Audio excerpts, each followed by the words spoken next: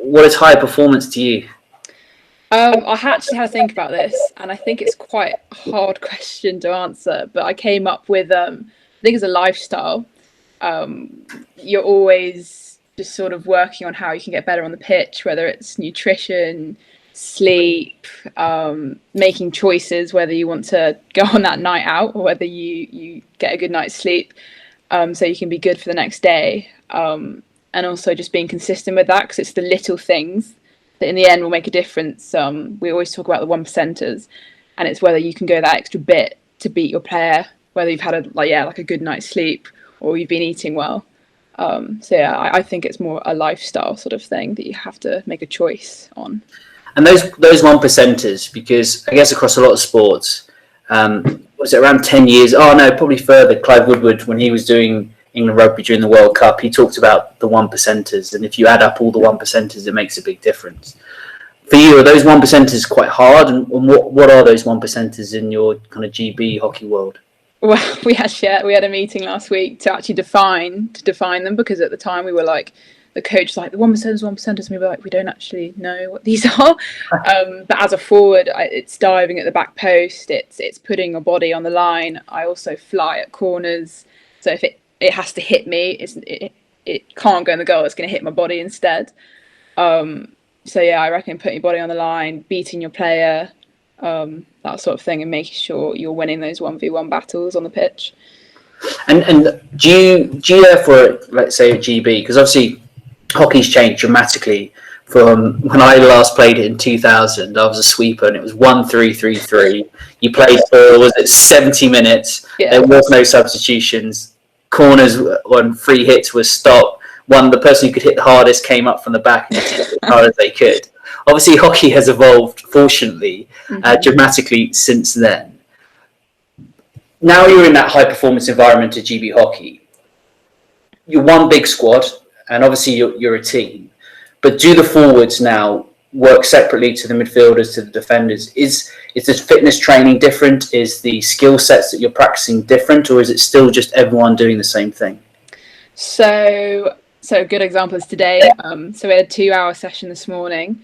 The back line came in half an hour early to do outletting, passing on the pitch, and the forwards at the end of the session did shooting, deflection. So yes, we do a lot of quite specialised stuff, but it depends on the day. So like today is a more lower intensity session, but it's more like walkthroughs, like patterns of play sort of stuff, whereas on a Tuesday it's go because we have a rest day on a Wednesday. I definitely think that the skill sets have changed, but the basics are still the same. So it's a lot faster now, so you have to be quick, but you also have to have good endurance. So you're sort of more of a hybrid athlete rather than just like you're only quick. Like I have to be strong, but agile, quick, and be good at like long distance running as well. So it's a lot of. I imagine they've got kind of GPS and everything on you. In terms of your running meters in a match, do you know kind of what distances you're covering, the speed you're covering, how long you're on a pitch for compared to off? Kind of, could you share some of that kind of info? Yeah, so it all kind of depends, obviously, on the style of the game. So one of the games, we're playing inter-squad games at the moment, I ran like 8K, which for a forward is 3K more than I normally do, just because we had no subs at the time. So I was just doing shuttles up and down the pitch.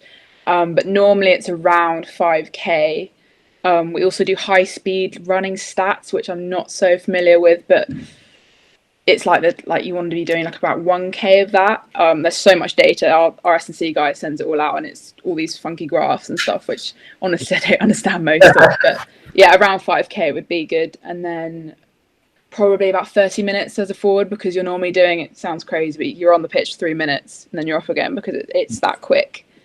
And I've always been fascinated with that, because obviously coming from a rugby background and even a football background, you're playing either 90 minutes or 80 minutes, and yeah, you might get substituted off, or you might be a substitute, you might come on for, let's say, a 20-minute, 10-minute, whatever it may be.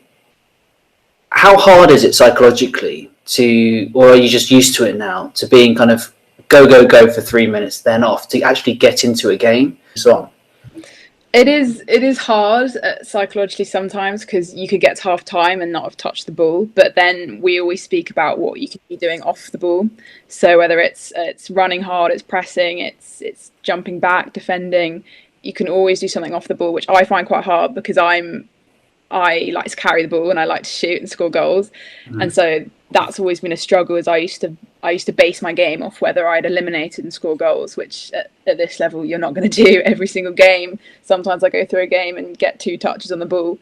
So psychologically sometimes that is difficult, but you have to look at other aspects of your game and focus on those when you're not getting the ball. But sometimes when I come off the pitch, I need to come off the pitch. Like, honestly, it can be so quick, but it all depends on the type of game you're playing. And has that been the biggest change for you, going from club to kind of England and GB? It's just every stage, just the speed of the game. Is that the big change? Yeah, speed of thought as well, like knowing where you're going to go next, because you're literally like, sometimes I'll chuck the ball and there'll be a defender like right behind me, and it's just knowing where you're going to go before you actually get the ball, like whether it's pre-scanning or just like talking to your teammate.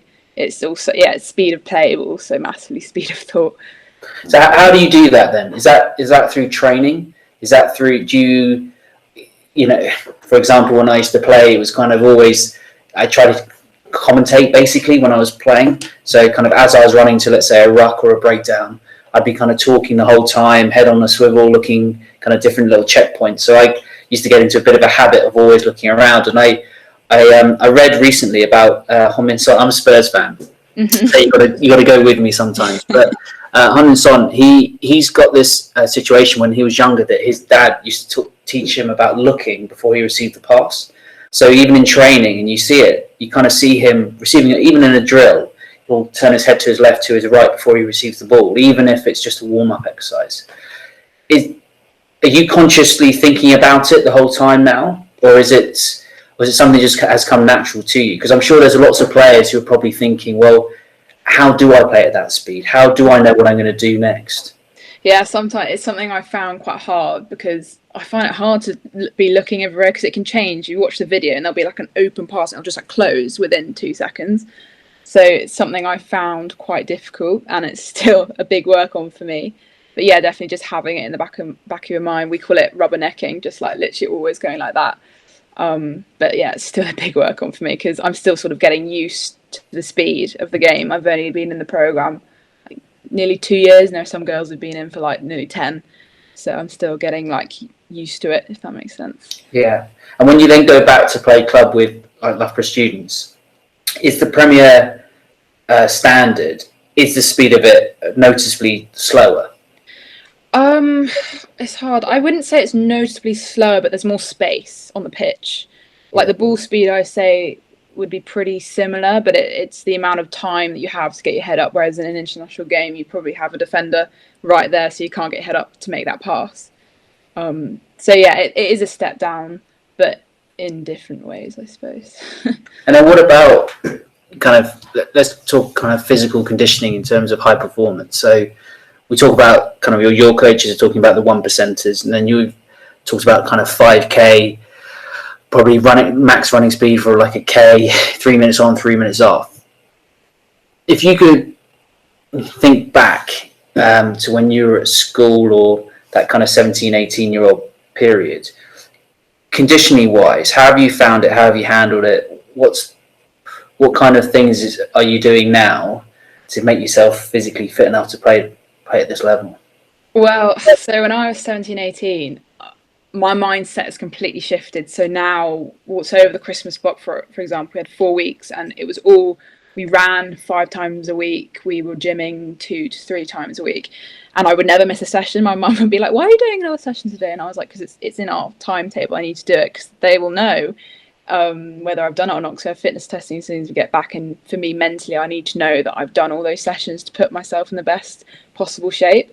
Whereas when I was 17, 18, I sort of think, oh, I might do that. I might go to the gym.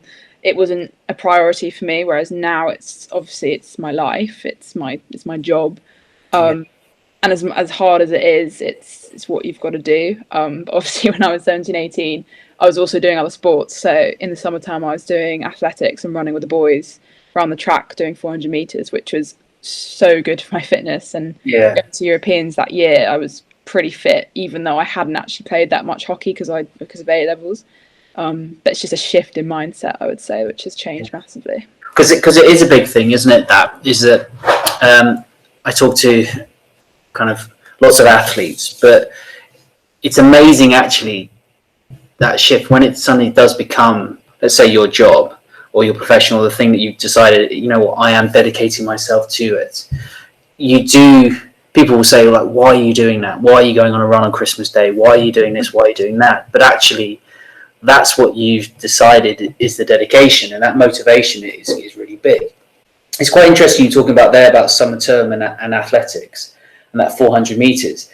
It's amazing how many times I've spoken to the rugby boys or the hockey players about stuff like that, to actually say, listen, it may not feel like it's going to improve your rugby or your hockey, but this is hugely important. Just getting those running meters, getting that engine going, getting the adaptations we need, whether it's red blood cells or you just need to do it, and it's hard work. Yeah, definitely. You just have to push that extra bit. And it took me, I remember the first time I was in the program, I found the running sessions awful. So we do like 30 on, 30 off, 3 sets of 8, whereas now I'm doing 4 sets of 10. And it's just making those small gains. And the girls were saying the other day, they were like, I swear we only ever used to do 3 sets, and now we're doing like 5 to 6 sets. Because we've just got better and better. And it really does make a massive difference. Yeah, I think it does, doesn't it? And there's no really getting away from it. However scientific everyone can go, there is no substitute for that kind of physical exertion and that training effort. And you can't get aerobically fitter by sitting around or not doing the running. There's no kind of magic switch, is there? No, it's kind of like brutal hard work. And we do on a Thursday, we do a speed session, and we have in our gym we have a track, and we'll do like 10 meter full out sprint, and there'll be a clock on the side so you can see what everyone's getting. And so it's constant comparison, and it's like some people's like good time will be some people's bad time, and you can tell by their reaction whether you've got a good time or not. So that session especially is so competitive because obviously everyone wants to be the quickest. But how have you dealt with the continual evaluation, the continual comparisons? Do you find that hard? But obviously at that higher level, as soon as you go into the professional world, I as a coach would be looking at players, and you look at their strengths, you look at their weaknesses, you're looking to try and improve them. But you are kind of judging them week on, week out to say, actually, are they playing next week? Or do I think this person's not good enough at the moment? And, when it comes to contract renewals and stuff, how have you handled it? I actually found it really difficult. So when I first went into the program, you're the youngster, you're the 18-year-old doing really well, and everyone's like, oh, who's this new player? Like, oh, they're so talented or whatever. And then I got contracted, and I found it really difficult because you have to then keep your place in the team. It's not just a one-off like game that you got. And I actually went through a stage where my confidence just absolutely went. I dreaded training, which I've never had in the past. I was constantly comparing myself. I was worried about what other people were thinking. Couldn't do what I'd always been doing since I was 12. I don't know if you've experienced it, but when you tense up, and I couldn't do skills because my whole body would tense because I was so anxious about getting the ball. If you kind of look back and think why you were so anxious, was this because now you were in the program, you just didn't want it to be taken away from you? Was it just that complete desire to do really well, and therefore the fear of making a mistake was kind of like be stripped away from it? Or do you think that was part of your personality growing up, that may have been part of it as well? Or I think it's always been part of me. I've always been a perfectionist, which I know is very dangerous because no one is perfect and you can never have a perfect game. But I also wanted to be the best, and growing up, I was so used to being the best in the team, always getting selected, like just having no problems with coaches not selecting me. That when I did get in a team with girls who were 10, 12 years older than me, who were stronger than me, more skillful at the time, I really did struggle to shift my mindset into knowing what a good game is at this level, because I'm so used to just dribbling, scoring goals, whereas you can't do that at this level as much. So yeah, it's been a massive learning curve, and I think lockdown last year came at a really good time for me because I was not ready for an Olympic selection at all, and to be able to reset during those 4 or 5 months was really crucial for me, definitely. Yeah. Did you go and talk to someone about it, or did you kind of suffer in a bit of silence? Yeah, I spoke to our sports psych who was really good. I really struggled to implement what she was saying to me. So she would say, like, turn those negative thoughts into positive ones, and the mental like endurance you have to do that is to turn your like negative thoughts into positive ones was really exhausting, and it really tired me out. But what I found has really helped was I literally every training session I'll watch back and I'll clip moments where I've done well, or like a little moment where I've created something, and I watch those. I now have a bank of like 80 or so, and I'll watch the most recent ones back before a training session, and I'm telling my brain I can play hockey. I genuinely went through a stage where I was like, I can't play hockey. It was awful. So now I'm in a much better place. Like, we have a new sports psych who has really helped me. And yeah, just watching those clips and telling myself I can do it's completely changed the way I'm playing at the moment. So it's definitely helped. It's crazy, isn't it? That positive self-talk, or kind of, people see it on YouTube, but clipping things together, remembering kind of positive times, remembering good performances. Because often when we play, we'll always concentrate, even if you played well, you'll concentrate on 2 or 3 mistakes rather than because you kind of, the peaks are there and the troughs are down there, and most people will always remember either like the standout moment kind of positively or the standout moment negatively. And they won't think about the 99% of the other areas in the game. And you said during lockdown it came at the right time. So during lockdown, what were you able to do? Did you just did you get like a bit of a break from hockey? Was that what was needed?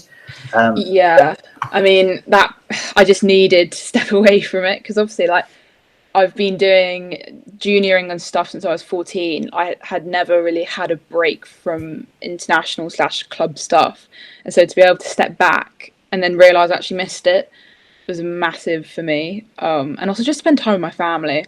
It was really nice, and just appreciate that there is a bigger picture, and to think that hockey isn't like the be all and end all of. Do you know what, Izzy? That it's a common worry I have with particularly hockey, because lots of other sports, they have natural cycles in terms of pre-season, season, post-season. Yeah, it's just continual.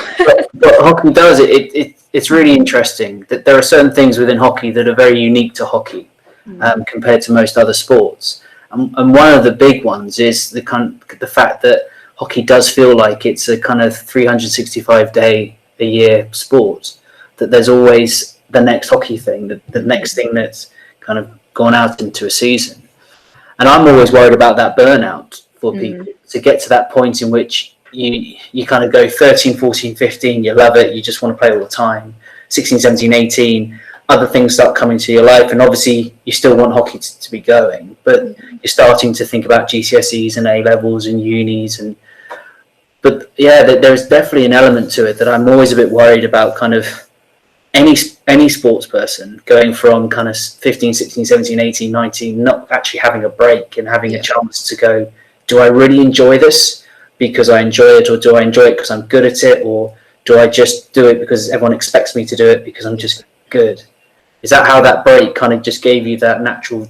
Yeah, I mean, it really was just continual. And I didn't think hockey was like that when I was younger. I was like, oh, it's just a winter sport, but it's really not. It's just continue. We have Europeans, and we have an Olympic Games this summer, and then I have a Junior World Cup in November, and then it's Commonwealth Games and World Cup next year. And so it's literally crazy. But yeah, definitely that break was just, it was so nice. I just got to chill out at home. There was no pressure. We didn't have a running program to do. They just said, like, just keep yourself healthy. Like, you can do exercise if you want, but there's no pressure.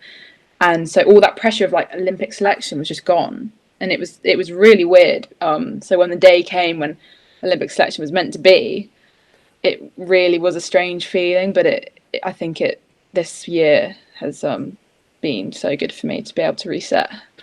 And we were talking just before we kind of pressed record about the fact that you're at Loughborough, but not at Loughborough because of COVID and kind of the pandemic. But even if you were at Loughborough, you were saying to me, and kind of rather than putting words into your mouth, that you had kind of split the year. So you're kind of doing a degree, but doing a gradual one. How have you found that, even now online, to kind of keep up with your studies? Yeah, I mean, it's been great. So what everyone is doing this year, I've been doing since the start. So I've always done it online, and Loughborough have been really great with that. But to be honest, I don't actually do that much work. So this semester I have 2 modules, which is great because I don't really want to be focusing on work. I want to be focusing on my hockey. And that was always the thing. I didn't want them to clash because, like, for me, hockey is the most important thing. Whereas my tutor, uni's like, you need to still put work forward, like, first and stuff, which I get. Like, I want to get a degree, whereas I know a lot of people in my position probably wouldn't have gone to uni, but I want to have that, like, sort of backup. So say I ever got dropped from the program, I have a degree so I could go and get a job. Yeah. I find it actually quite easy to balance. It's not too bad, except for exams. Sometimes I had to take an exam out in Australia. I was going to have to take it at 3 a.m. in the morning, which was luckily it didn't happen. But yeah, I had to be chaperoned and all sorts. But they've been great with it. And how would it have worked if COVID hadn't been around? Because I spoke to Charlotte, and I haven't kind of released it yet, the video, but it will go out just before this one. Obviously, Charlotte really struggled with that balancing act between going up and down to Nottingham to the program and this and that. How would you have done it in terms of the kind of your work with GB and then with Loughborough? Would you base yourself at Loughborough and come down, or how would it have worked? No, so I would have always been down here. I just would have gone up for weekends. Whereas I'm really not sure what Charlotte did, but yeah, I think she did do that trip, and I honestly don't know how she did it, because that is an absolute killer. But yeah, just for mentally, I needed to stay down here. Yeah. But even going up and back on weekends, I struggled because I was always constantly packing a bag, whether it was going home because we had a game down in London, or whether it was packing a bag to go up to Loughborough. So I do really want to go back up to Loughborough, but not doing that journey, not constantly packing your bag, has been great for me mentally, and just being in one place. Will Loughborough expect you to kind of be up there, or did they say, listen, you don't have to be here, we'll put it online? Yeah, no, I just did it all online. That's what they expect. I always email the head of the module just to say, look, this is my situation. I won't be in seminars or like labs or anything, but they're always very good with filming stuff. So it's actually been quite a smooth transition, really. They've been really good with it. Yeah. And you spoke at the beginning about kind of how you had to change your mindset in terms of, you used to always probably view a good performance by a number of goals you scored, and now you might go through a half of hockey without touching it. How do you view whether you've had a good game or not? So this is difficult because obviously, as I said, sometimes I don't get the ball, and when I don't get the ball, I honestly, you can't do anything about it sometimes. And sometimes I'll be like, oh, I just had like an okay game. It wasn't good. It wasn't bad. I didn't do anything really good or really bad. But I guess a good game would be eliminating people. I love eliminating people. It's really fun. Explain that to basically doing a skill and getting past your defender. So yeah, you've gone past them. Winning corners, getting outcomes in the D, just like getting my head up and passing it. At the moment, that's a big thing for me, because when I was younger, I would just have my head down and then just be like doing this the whole time. And the coach once said to me, Izzy, I'm going to make you stare at a ball for an hour if you do not get your head up. So yeah, at the moment, it's number of passes I'm doing, which are to where they want it, and just creating stuff and small unit plays. Is that work with a coach that you kind of started to change, or is that you yourself kind of looking at the group and getting feedback and kind of saying, well, actually, this is how now I've got to view whether I have a good game or not? Yeah, definitely. And also, our coaches want us to be a passing team, and as much as I love to carry the ball, I also need to be able to pass. And it's not help to anyone if I just carry it and get tackled, because that's just not helpful at all. But definitely, like, changing what I see as a good game has been a big learning curve for me, because I used to get really annoyed at myself and I used to just beat myself up, whereas now I'm much kinder to myself. Yeah, so it has changed. I'm always kind of asked, kind of, what advice would you be giving kind of maybe yourself back then? So I know you would have had lots of people kind of maybe talking to you, talking with you, But if you were kind of looking at yourself at 16, what advice would you be giving yourself? I think I would have said to myself, don't care what other people think, because I think that was a big one for me. So sometimes I'd go down to the pitch and I'd be running and people would go past and they'd sort of look at me and think, and I used to think, oh, they're thinking, oh, why is she doing that? And I'd stop what I was doing and wait till they went past. Instead, I just would have said, like, look, in 5 years' time, you might be a professional athlete. And they think, oh, that was quite cool. I saw Izzy training and now she's a professional athlete. And also just not caring what other people are doing. So, like, often I'd miss out on certain things like 18ths, but just realising that's something that I needed to do in order to make it to where I want to be. And I just found it really difficult, like fear of missing out, that sort of thing. And I just found it really frustrating. I was like, why can't I do that? And even still now, I'm a bit gutted that I didn't get a uni experience, but to do what I'm doing now, it's what it's took. And I'm going to have nights out, like, in the future. So it's not like it's a big thing. It's hard, isn't it? Particularly at the age you are, because in a strange way, when you probably get to your mid-20s, you'll still kind of have nights out and stuff. But there is that kind of, I guess, 17 all the way through to kind of 22, 21. Yeah. It is the majority of people your age will be going out a lot. They'll be kind of at uni. There'll be kind of 5 of them in a house. They'll be kind of going to their lectures, going to new clubs, meeting new people, doing, kind of doing what, as you said, the university experience. And you do have to sacrifice if you want to get to the top, because I don't think I can't imagine anyone in your program who can kind of live outside the kind of high performance attitude and still make it, because you just can't. Times have changed. Yeah, they have, and there have been people in the past who have tried to do both, and they just haven't been able to do it. And I also think that when you do hit that 17, 18 stage, when you're a talented athlete, you have to pick whether you want to continue with it, or whether you want to just be a normal person and be able to do those things. I think it's being mentally strong enough. Obviously I was one of the best at Cranleigh, but I don't think I was the best. I just think mentally I had it, definitely. And I remember coming to my first training session, and honestly I had tears in my eyes because I was so scared, because you're going to Bisham and there are these Olympic gold medalists that you've been watching on TV. And I sat down and I was like, this is terrifying. But I was so glad that I'd finally got to that stage where I was like on the same pitch as them, because obviously I'd always looked up to them, but now they're like my teammates, which is just very strange to think. And coming into that culture of the GB team, what did you notice about it straight away? I noticed that they keep themselves accountable. So if you do something badly, someone will tell you most of the time, which took me a long time to mentally sort of build an armor to, because it can really affect your confidence. But like, that if you haven't like trapped a ball, like stopped it dead, and it's like rolled off your stick and gone off the side, like someone's going to say that wasn't good enough, and it's not good enough, but someone saying it to you is probably worse. And just getting sort of used to that sort of culture. But it's what they won gold. Yeah. Do you think it's needed though? As in, this is the thing at the moment. We've spoken about this a lot.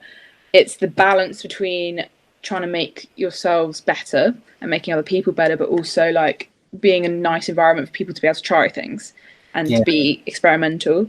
So it's a very fine line. Some people would say we're not quite there yet with keeping each other accountable. Some would say it's too nice of an environment because they're used to the Rio environment that they had.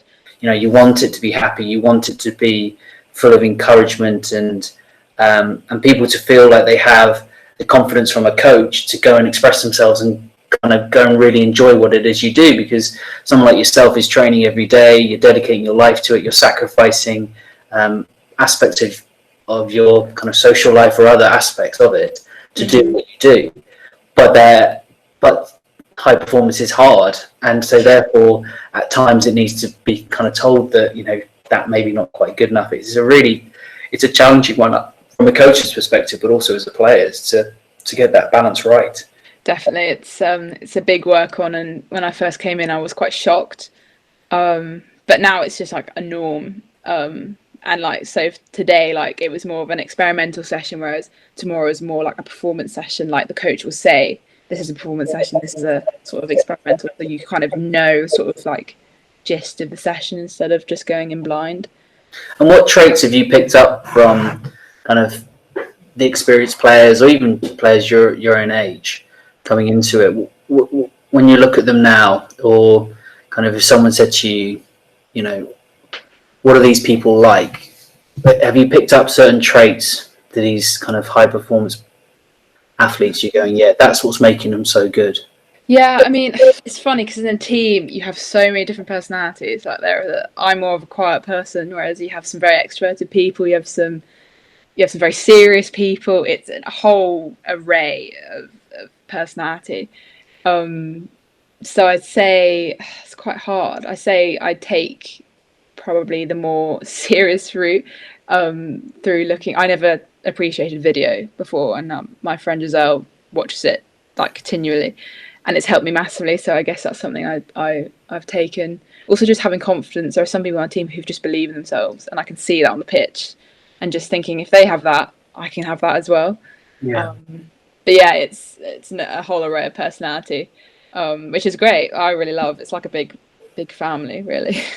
And have you kind of created a kind of certain persona that when you go onto the pitch, you're a different person to that off it? So, for example, I've talked to some players who are some of the nicest people you could ever wish to meet off the pitch, but they're having to learn that actually when they cross the line, that's now needs to be kind of put to one side, and it's kind of a different personality. Have you had to do that? Have you had to find your voice? Because obviously you're saying there you're quite quiet, quite introverted. I guess so. At school, I was completely different on the pitch than off the pitch. At school, I was quiet. I was extroverted around my friends, but obviously in a big group environment, I was quite quiet. Whereas on the pitch, I would honestly, some of my behaviour was not good at all. I'd be angry. I'd get frustrated. I'd say things I shouldn't say. Whereas when I went to the GB environment, I couldn't do that because I just get sent off pitch and do the running session instead. So I had to sort of contain that a bit. But I went too far the other way. So I don't know if you know Maddie. I've heard of like Maddie Hinch, who was the keeper in that shootout. She said to me, Izzy, you need to see red more. You need to be more like passionate and aggressive. I normally like that, but in this environment, I feel a bit squashed because I feel like I can't express that as much. So yeah, I was different, whereas now I feel like I'm sort of finding it more again, but in a more controlled way, which is helping me play instead of being detrimental. Yeah, because I think a lot of people find that, particularly when you're kind of one of the younger people in the group, that actually come in and initially the mindset is more, I just want to get part of this group. But actually at some point, you need to kind of be saying, look, I want to take this group forward. I want to drive the standard forward. And, you know, I guess at some point you have to kind of allow yourself from going from like, we'll always learn. I don't think there won't be a player in your squad who isn't there learning day in, day out. But there's probably a stage in which you'll have to, or you might be doing that now, going from, all right, I'm the younger one, to suddenly going, well, I'm actually here to be a starter come the Olympics, and I'm here to win, and I'm here to be competitive. And I will be respectful and I will learn, but I also need to demonstrate what I'm about, and I need to kind of prove to everyone that I can do this. It's definitely, isn't it?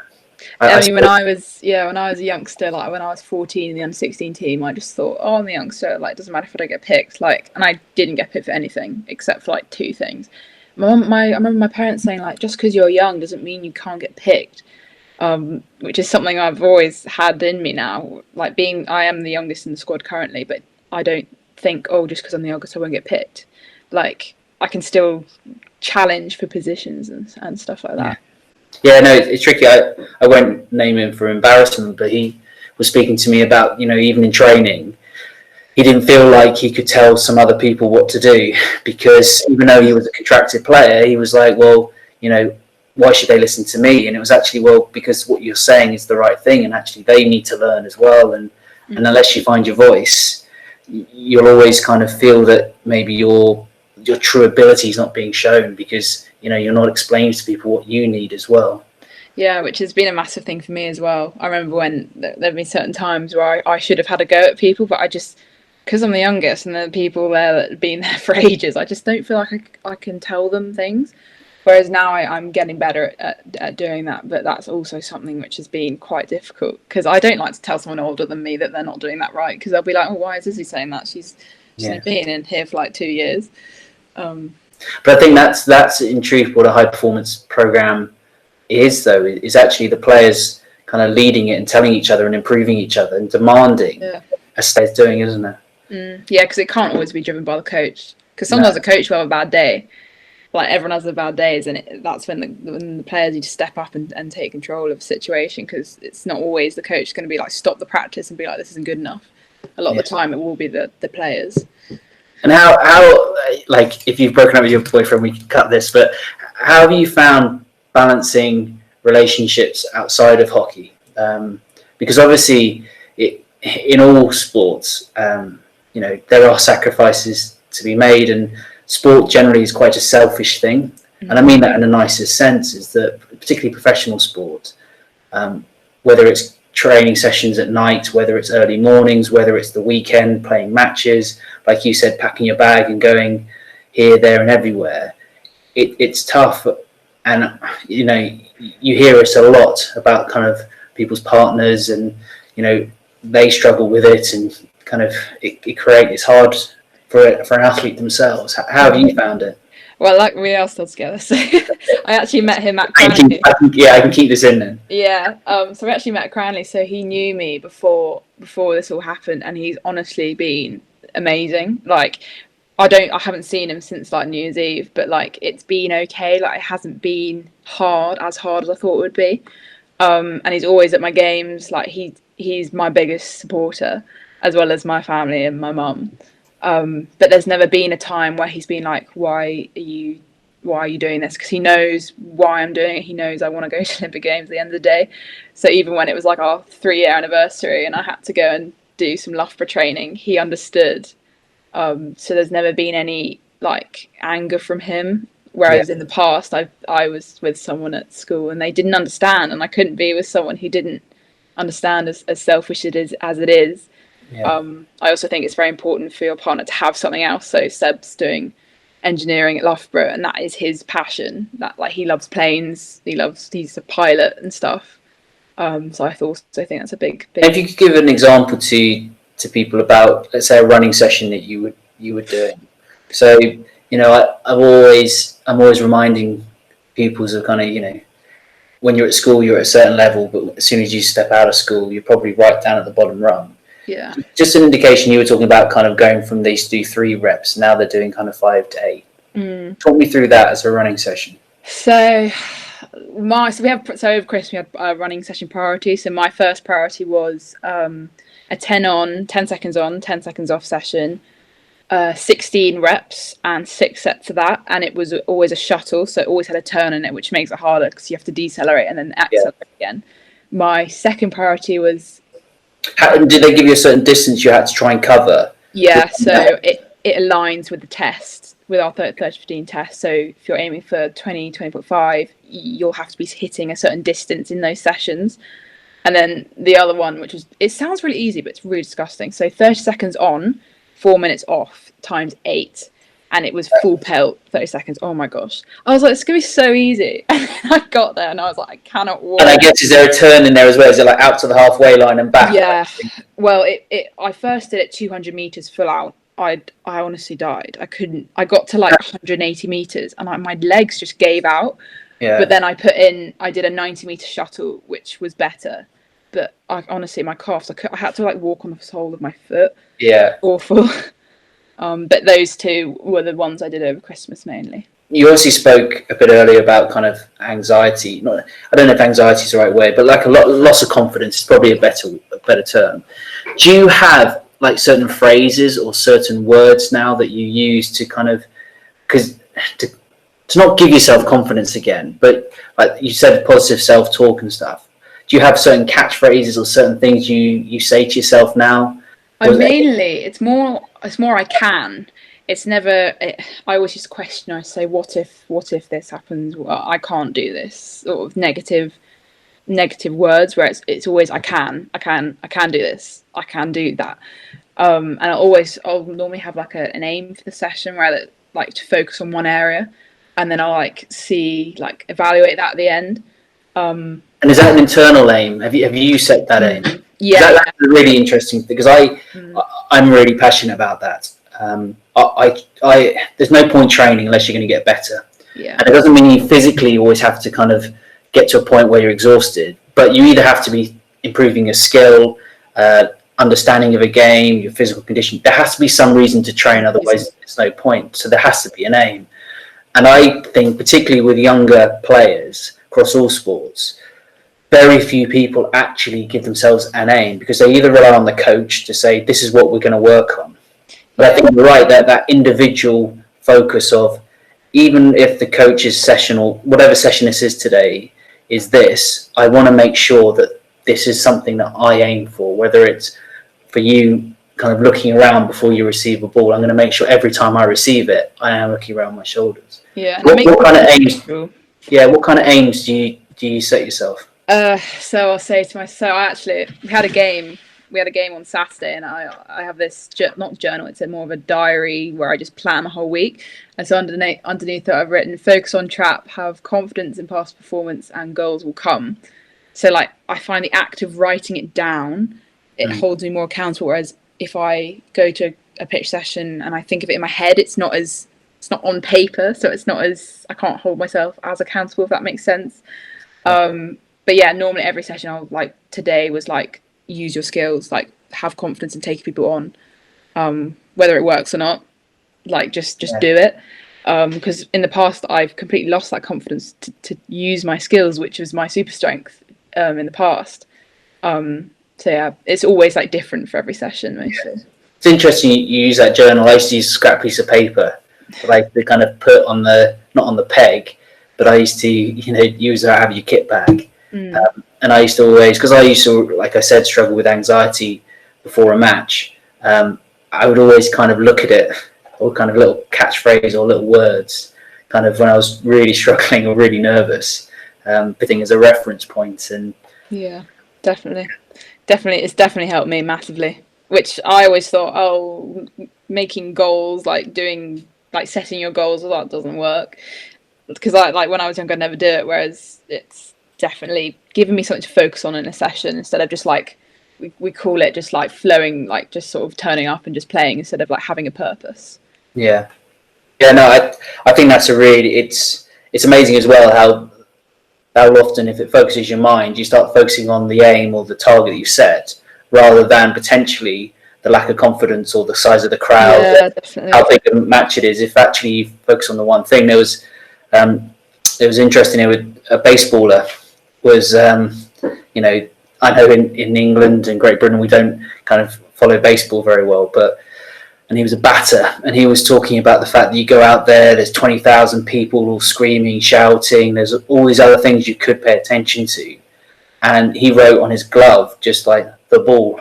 Yeah. All he had to do was watch the ball, because he'd done it so many times, he'd been doing it for the last 10, 15 years, but sometimes you forget that we have played this game for a long time.